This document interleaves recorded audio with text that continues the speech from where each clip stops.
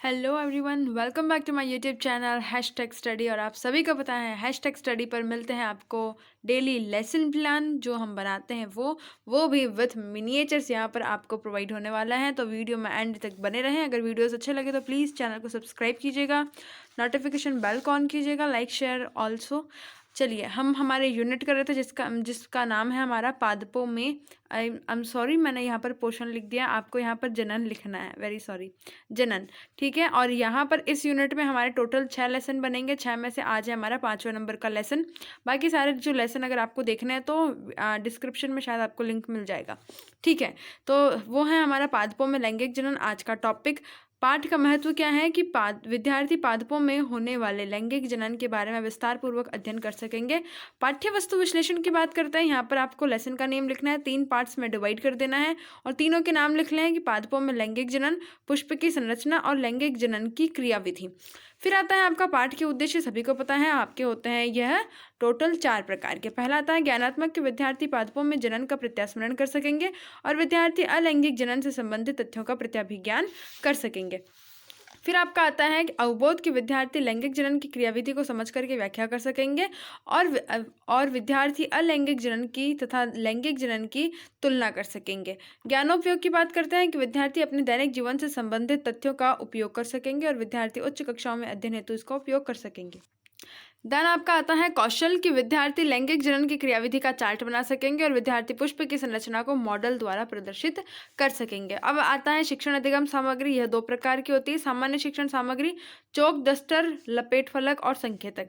विशिष्ट शिक्षण सामग्री की बात करते हैं तो यहाँ पर जो आपके मिनिएचर्स होंगे उन्हीं के नेम होंगे, वो आपको 1 मिनट में पता चल जाएंगे। फिर आता है आपका विधि और प्रविधि, प्रश्नोत्तर, व्याख्यान और प्रदर्शन विधि। पूर्वानुभव की बात करते हैं तो पूर्वानुभव में हमें लिखना है कि विद्यार्थी जनन के बारे में सामान्य जानकारी रखते होंगे। फिर आता है आपका प्रक्रिया। प्रक्रिया में पहली टेबल बनती है आपकी प्रस्तावना की। 5 इसमें इंट्रोडक्टरी क्वेश्चन होते हैं। देखिए, पादपों में अलैंगिक जनन करने वाली संरचनाएं कौन सी होती हैं? कायिक भाग वो क्या कहलाती है? कायिक भाग। कायिक भाग के अतिरिक्त और कौन सा भाग है जो जनन में भाग लेता है? पुष्प। पुष्प के द्वारा जनन में किस संरचना का निर्माण होता है? बीज का। बीज का निर्माण किस जनन के अंतर्गत होता है? लैंगिक जनन में। और लैंगिक जनन किसे कहते हैं? यहाँ पर आपको लिखना है आंशिक उत्तर। फिर आता है उद्देश्य कथन के विद्यार्थियों, आज हम लैंगिक जनन के बारे में विस्तार पूर्वक अध्ययन करेंगे, या गहनता से या नॉर्मल भी लिख सकते हैं। फिर आपका आता है प्रक्रियात्मक व्यूह रचना। इसमें आपको क्या करना है? सिंपली ऐसे टेबल बना लेनी है। पहला आता है आपका अधिगम बिंदु, जिसका नाम है पादपों में लैंगिक जनन। विकासात्मक प्रश्न 3 बनेंगे कि गुलाब की कलम से नया पौधा उत्पन्न होना किस जनन से संबंधित है? अलैंगिक जनन से। और फिर आता है कि अलैंगिक जनन के विपरीत पादपों में कौन सा जनन होता है? लैंगिक। और लैंगिक जनन से क्या तात्पर्य होता है? ये हो जाता है आपका आंशिक उत्तर। फिर आता है छात्राध्यापिका कथन। इसमें आता है कि वह जनन जिसमें नर तथा मादा युग्मकों का संलयन होता है उसे लैंगिक जनन कहते हैं और पादपों में लैंगिक जनन पुष्पों के द्वारा होता है। ऐसे पुष्प जिनमें पुंकेसर या फिर स्त्री केसर दोनों में से कोई एक उपस्थित होता है, एक लिंगी। और ऐसे पुष्प जिनमें दोनों यानी कि पुंकेसर और स्त्री केसर दोनों उपस्थित होते हैं, द्विलिंगी पुष्प कहलाते हैं। एक लिंगी पुष्प के उदाहरण हैं आपके पपीता, मक्का और ककड़ी। और द्विलिंगी के हैं सरसों, गुलाब और पिटूनिया। विद्यार्थी क्रिया के विद्यार्थी ध्यानपूर्वक सुनते हैं, समझते हैं तथा अपनी नोटबुक में नोट करते हैं। बात कर लेते हैं पहले मिनिएचर्स की। तो मिनिएचर्स के लिए मैंने यहाँ पर क्या किया है, जो आपका लैंगिक जनन है उसी की परिभाषा लिख दी। ठीक है, इसे हम यहाँ पर इस टाइप से लेमिनेट करके यहाँ पर पेस्ट कर देंगे टेप से। फिर आता है आपका व्हाइट मिनिएचर। तो यहाँ पर मैंने क्या करा है, जो आपका नॉर्मल फ्लावर होता है पुष्प, उसकी संरचना बना दी है, पुष्प की प्रारूपिक संरचना। ठीक है, अब देखिए, आप सोच रहे होंगे कि पुष्प की संरचना का इसमें बना दिया, जबकि सेकंड जो टीचिंग पॉइंट है उसका नाम है, उसमें हम बनाएंगे हमारा अलग डायग्राम। फिर आपका आता है बोध प्रश्न की पादपों में लैंगिक जनन किसके द्वारा होता है? पुष्प के द्वारा। द्विलिंगी पुष्प के उदाहरण दीजिए, सरसों, गुलाब और पिटूनिया। देन आता है आपका सेकंड टीचिंग पॉइंट, पुष्प की संरचना की मधुमक्खी पादप के किस भाग पर बैठती है? पुष्प पर। पुष्प में भी सबसे सुंदर क्या होती हैं? पंखुड़ियां होती हैं। पंखुड़ियों के अतिरिक्त पुष्प में कौन से भाग होते हैं? ये हो जाता है आंशिक उत्तर। फिर आता है छात्राध्यापिका कथन की पुष्प की संरचना में दल, बाह्य दल, इस तरीके से वो पुंकेसर शामिल होता है। और दल जो है वो पुष्प की पंखुड़ियां होती हैं। बाह्य दल हरे रंग का होता है, जो कि पुष्प की कली अवस्था में भी दिखाई देता है तथा कली की रक्षा करता है। इस तरीके से की बात करते हैं कि यहाँ पर इसमें वर्तिका, वर्तिकाग्र और अंडाशय होता है और अंडाशय में एक से अधिक जो है वो बीजांड उपस्थित होते हैं। पुंकेसर में परागकोश, पूतंतु तथा योजी होते हैं और परागकोश में परागकण बनते हैं। पुंकेसर में नर युग्मक या तथा स्त्री केसर में मादा युग्मक का निर्माण होता है। फिर आता है आपका विद्यार्थी क्रिया। विद्यार्थी ध्यानपूर्वक सुनते हैं तथा समझते हैं, अपनी नोटबुक में नोट करते हैं।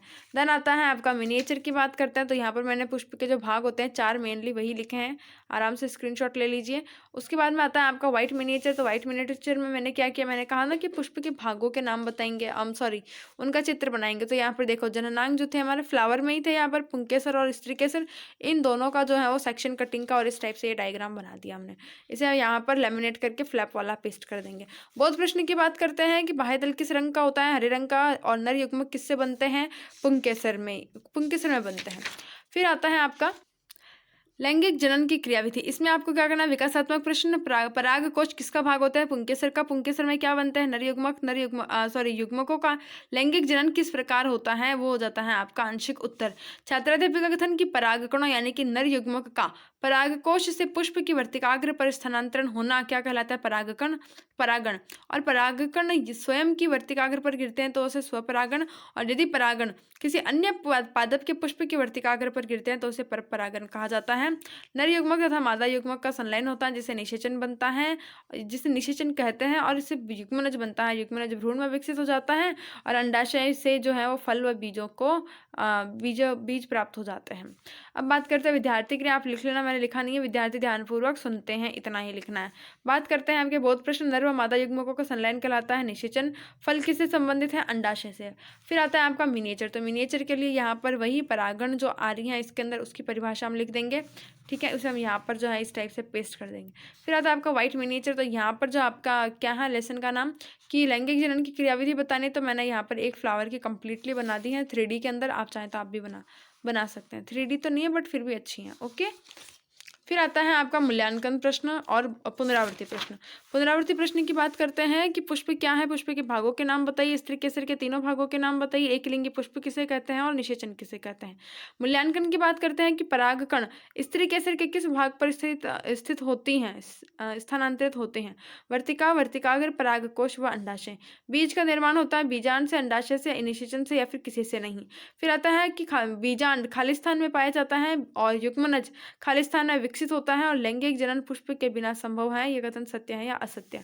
फिर आता है गृह कार्य के पुष्प की संरचना को बताइए तथा क्या करना है, लैंगिक जनन की क्रियाविधि का वर्णन चित्र सहित करना है।